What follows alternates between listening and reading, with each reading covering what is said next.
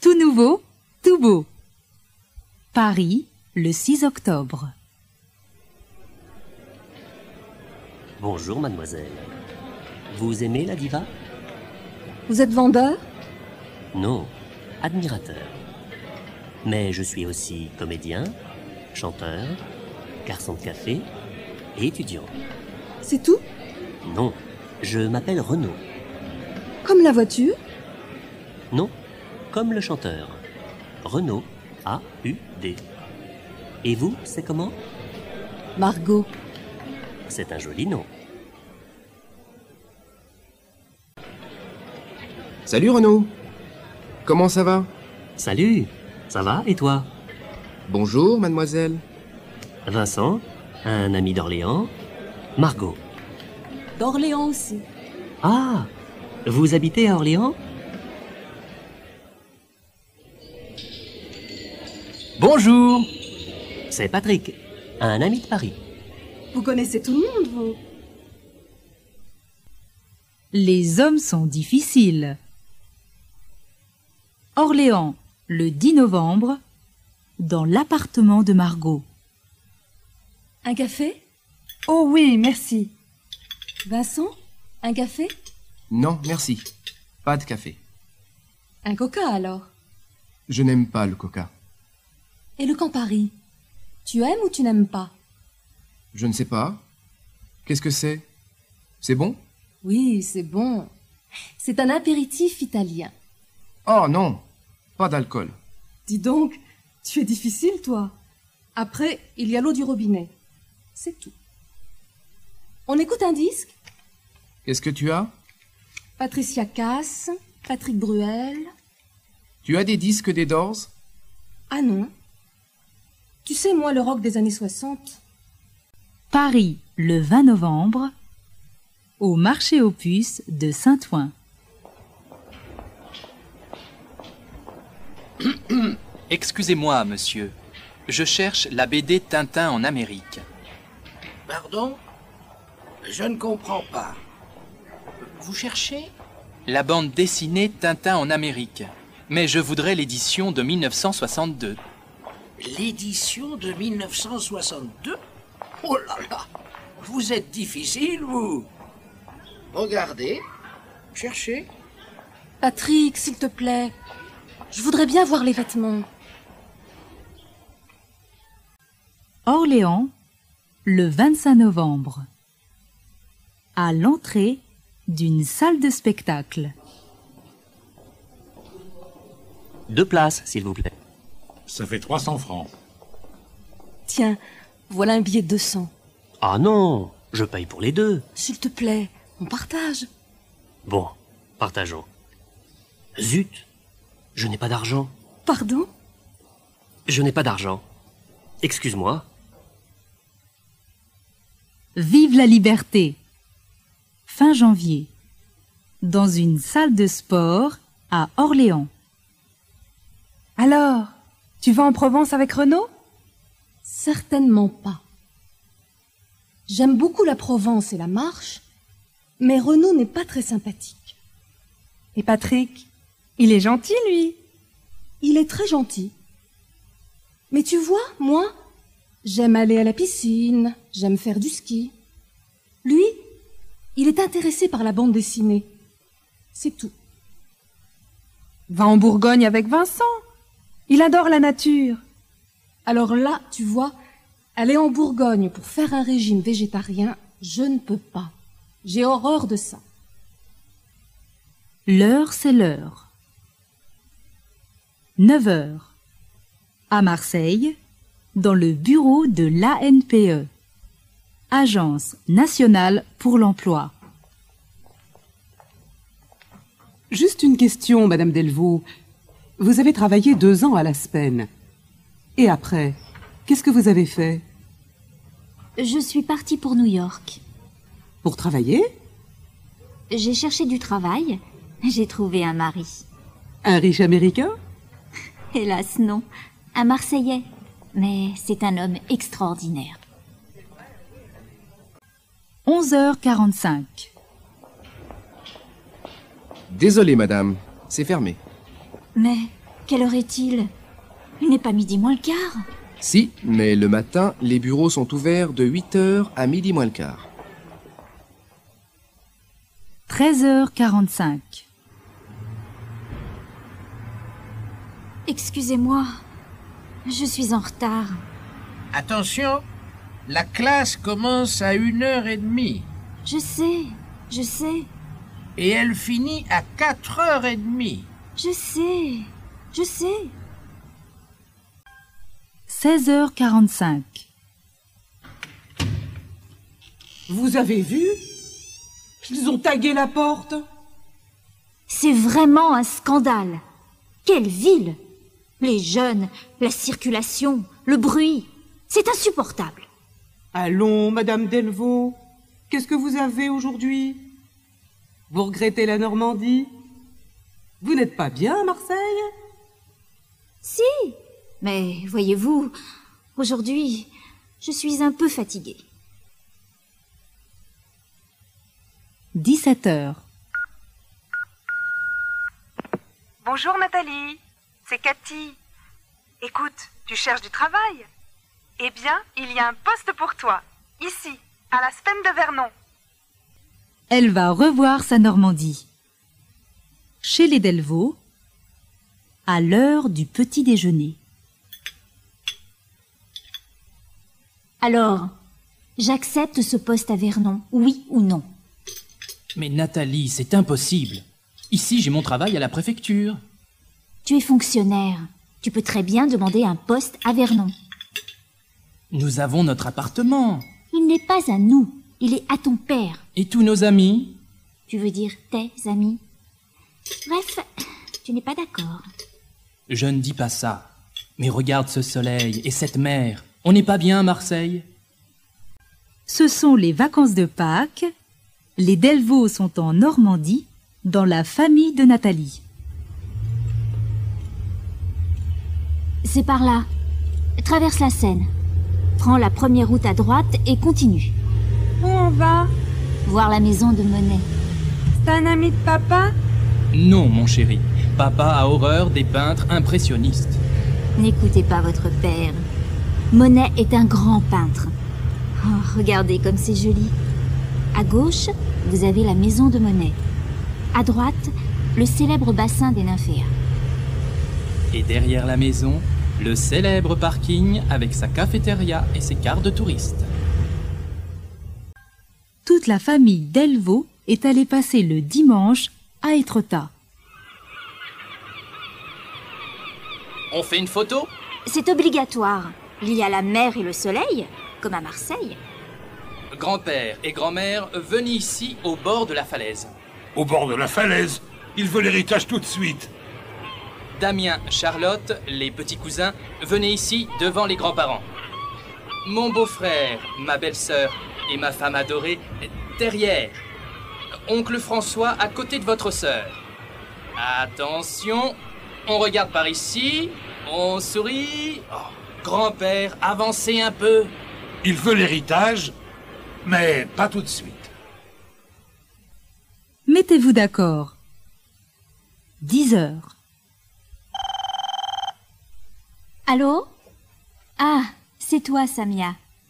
Excuse-moi, tu peux rappeler à midi? Là, je suis pressée. Je dois accompagner Damien à l'atelier de théâtre et Charlotte à l'école de danse. Attends, Samia, excuse-moi un moment. Damien, tu arrêtes la télé, tu te laves et tu t'habilles. Charlotte, tu te lèves. Oui, Samia, j'écoute. Oui, je suis là à 3h. Tu passes prendre le café? D'accord. Mais attention, à 4h, je vais chercher les enfants à la piscine. C'est mercredi aujourd'hui. Je m'occupe des enfants toute la journée. D'accord. À cet après-midi, Samia. Allez, dépêchez-vous, préparez-vous. Nous sommes en retard. 15h30. Nathalie, j'ai une bonne nouvelle pour toi. Je quitte Aéromaintenance Marseille. Mais pourquoi? Parce que je me marie. c'est formidable ça. Je suis contente. Et avec qui? Avec le directeur commercial. Ton ami de Paris? Eh oui, mon ami de Paris. Donc, je vais habiter à Paris. Donc, il y a peut-être un poste pour toi à Marseille. Tu es sûre? J'ai dit peut-être. Mais avec ton expérience et tes qualités, tu as toutes tes chances. 20 heures. Joyeux anniversaire! Joyeux anniversaire, maman! J'ai mis une seule bougie. Je ne me rappelle pas ton âge. Moi non plus, mais c'est normal. Il change tout le temps. Et voici ton cadeau. Oh, merci. Je suis gâtée. Vous êtes vraiment très gentil. Et j'ai une surprise pour toi. Moi aussi, j'ai une surprise pour toi. Alors dis vite, c'est quoi ta surprise? J'ai demandé un poste à Vernon. Tu es contente? À moi, Auvergne. Pierre et Annie visitent l'Auvergne. Il est 2 heures de l'après-midi. Ils s'arrêtent devant une petite auberge sur le bord de la route. Il y a quelqu'un? Regarde, il n'y a personne dans ce restaurant. On va ailleurs? Oh non, j'ai faim, moi. Ils doivent bien avoir quelque chose à manger. Il y a quelqu'un? Voilà, voilà. Bonjour, monsieur.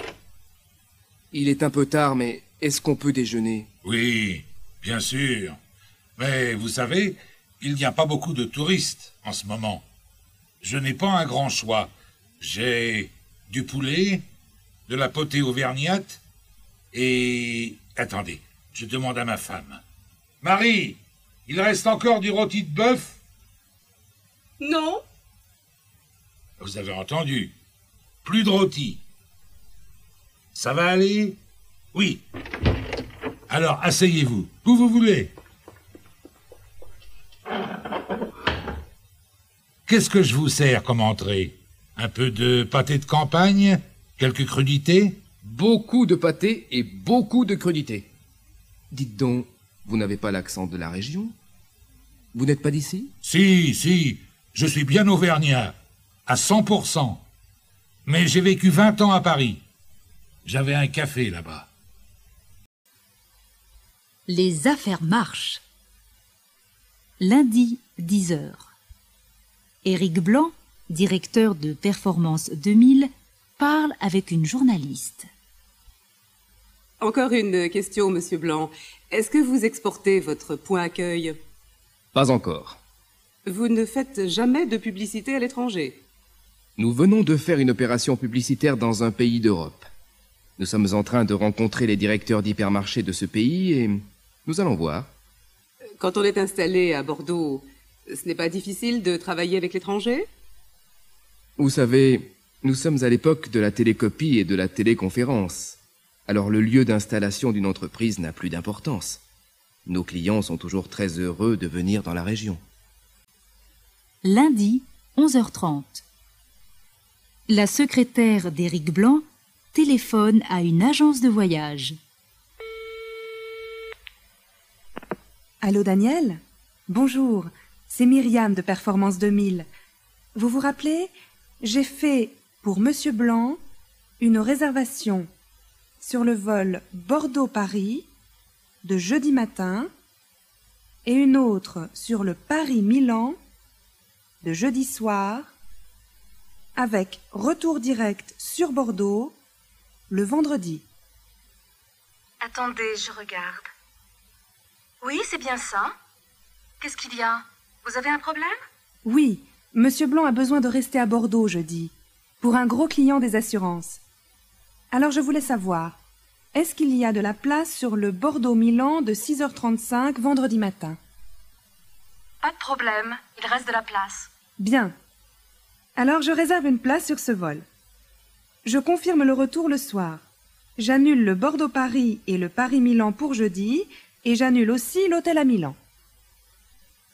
Un après-midi à problème. Lundi, 14h. Éric Blanc réunit ses collaborateurs. Je vous ai réunis pour préparer la journée de jeudi. Monsieur Levaux, le directeur des assurances Alma et sa collaboratrice, Madame Marzac, viennent essayer leur logiciel. Il faut, vous m'entendez bien, il faut avoir ce marché des assurances Alma. Alors, Monsieur Gerbeau, ce logiciel est prêt? Je le finis demain. Nous faisons les dernières vérifications. Très bien. Faites-les et appelez-moi. Moi aussi, je veux le vérifier, ce logiciel. Madame Raymond, vous avez préparé les contrats de suivi? Les voici. Merci beaucoup. Vous avez fait très vite. Vous permettez? Je les prends. Je vais les étudier. Lundi, 15h30. Annie Raymond demande un congé. Je suis désolée, monsieur Blanc. On vient de m'appeler de l'école. Un de mes enfants est malade. Est-ce que vous me permettez de partir? Mais bien sûr, Madame Raymond. Il n'y a rien de grave. Je ne sais pas. Mais si c'est grave, est-ce que vous m'autorisez à prendre quelques jours de congé? C'est un peu embêtant, ça. Essayez de trouver quelqu'un pour s'occuper de votre enfant. Et soyez là jeudi, hein. Nous avons besoin de vous. Il nous faut réussir à avoir le marché Alma. Lundi, 16h, Daniel le prêtre donne sa démission. Je vous dérange, monsieur Blanc? Pas du tout. Entrez. Qu'est-ce que je peux faire pour vous? Eh bien, voilà. Multimédia est prêt à m'engager. Vous allez nous quitter? Ben oui. Vous savez, je suis très bien ici, mais... Lundi, 17h. Éric Blanc est appelé d'urgence au service des informaticiens. Qu'est-ce qui s'est passé? Il ne se sentait pas bien. Il a eu un malaise. S'il vous plaît, appelez vite le SAMU. C'est bizarre, ça. D'habitude, Gerbeau n'est jamais malade. Vous savez, il a fait le logiciel d'Alma en 1 mois. Et quand on travaille 10 heures par jour, et pendant les week-ends... Écoutez, n'exagérons pas. Il a fait quelques heures supplémentaires, c'est vrai. Mais moi aussi, je travaille tard le soir. Et quelquefois pendant les week-ends. Et Gerbeau n'est pas toujours là. Le problème, vous voulez savoir, c'est qu'il aime les bons petits repas, le bon vin, et qu'il fume 2 paquets de cigarettes par jour. Alors ça et le travail, évidemment, ça fait beaucoup. Tout est bien, qui finit bien. Jeudi, 8h30. À l'aéroport de Bordeaux. Éric Blanc et Daniel le prêtre accueillent les responsables d'Alma, Guy Levaux et Florence Marzac. Monsieur Blanc, je suppose.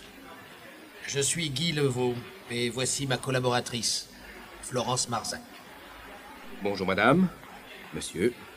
Je suis très heureux de faire enfin votre connaissance. Et nous aussi.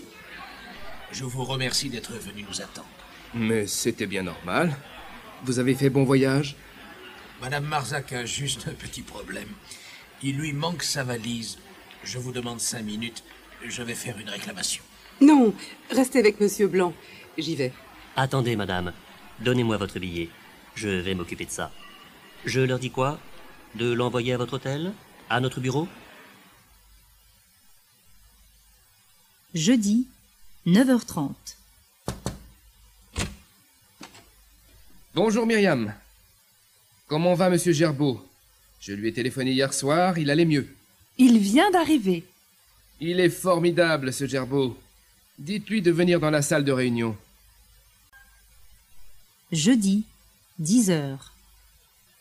Voilà. Je vous laisse avec monsieur Gerbeau. Et n'oubliez pas, ce soir, je vous emmène tous au restaurant. Nous allons goûter les spécialités bordelaises et les vins de la région. Dans ce cas, après, vous nous ramenez à notre hôtel. C'est promis. À ce soir. Dites-moi, monsieur Gerbeau, qu'est-ce qui se passe si un client ne sait pas utiliser un ordinateur? Ne vous inquiétez pas. Toutes les opérations sont représentées par un dessin. Un enfant peut les faire. Et un adulte? Un adulte aussi. Rassurez-vous. Tenez, je vous donne un exemple. Si un de vos clients veut faire une déclaration d'accident, il appuie sur le dessin accident et le point accueil va l'interroger. Mais vous ne m'écoutez pas. À quoi pensez-vous? Excusez-moi, Je pensais au restaurant de ce soir. J'imaginais un restaurant sans maître d'hôtel, sans serveur, avec un point accueil sur chaque table. Unité 5, leçon 13. Aux armes, citoyens! À l'entrée d'un restaurant universitaire de Lyon. Tu peux me prêter un ticket? Encore? Ça fait le 3e de la semaine. Fais attention, je sais compter. Promis, juré. Je te les rendrai, demain. 1 heure après, dans la cafétéria du restaurant universitaire. Salut tout le monde! Vous connaissez tous Sylviane, je suppose? Moi, non. Eh bien voilà, c'est fait. Sylviane, étudiante en lettres. Cédric, futur styliste, étudiant avec nous à Crémode. Vous parliez de quoi? Comme d'habitude, on parlait politique. On ne parle que de ça. Je disais que dans 5 ans, il y aura peut-être 50% de jeunes au chômage. Ils se révolteront, et ils auront raison. Et les autres devront partager. Tu as raison. Mais suppose une chose. L'an prochain, tu trouveras peut-être un super boulot à 15 000 francs par mois chez Cabanel. Tu partageras ton fric avec les copains? Je te jure que oui. Quelques jours après. Tu viens ce soir à la soirée de Sylviane? Pas question. Je n'aime pas beaucoup cette fille. Je te parie que ses parents sont pleins de fric et qu'elle fait du golf. C'est une petite bourgeoise BCBG. Tu as tort. Elle est plutôt mignonne. Et puis, il n'y aura pas qu'elle. Qui ne risque rien n'a rien. 2 ans ont passé. Cédric est à Paris. Il a terminé ses études. Bonjour. Tu te rappelles de moi, j'espère? Bien évidemment. Entre. Je me faisais du thé. Tu en veux? Oui, je veux bien. Un sucre? Merci, je n'en prends jamais. Flo m'a donné ton adresse et elle m'a tout dit. Tu es sans travail et tu as décidé de préparer une collection tout seul, comme un grand. Je vois que tu es bien informé. Ce sont les dessins de ta collection? Oui. Comment tu les trouves? Pas mal. Un peu trop originaux à mon goût, mais après tout, c'est ton style. En revanche, cette robe me plaît beaucoup. Tu veux la porter? Je te prends comme mannequin. Tu veux rire? Je ne suis pas assez jolie. Ne sois pas modeste, Sylviane. C'est pas ton genre. Après tout, pourquoi pas? Je vais y réfléchir. À propos, tu as trouvé un endroit sympa pour présenter ta collection? Pas encore. Tu sais, moi, je ne peux pas faire ça dans un grand hôtel. Ou dans un château de la Loire. Peut-être bien que j'en connais un. C'est un vieux garage immense dans le 14e. Il est à mon père. Si tu veux, je m'en occupe. J'en parle à papa. Dans un magasin de vêtements. Je peux vous aider? Merci. On regarde. Qu'est-ce que tu penses de cette veste?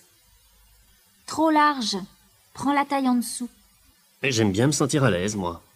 Fais ce que tu veux. C'est toi le styliste après tout. J'hésite.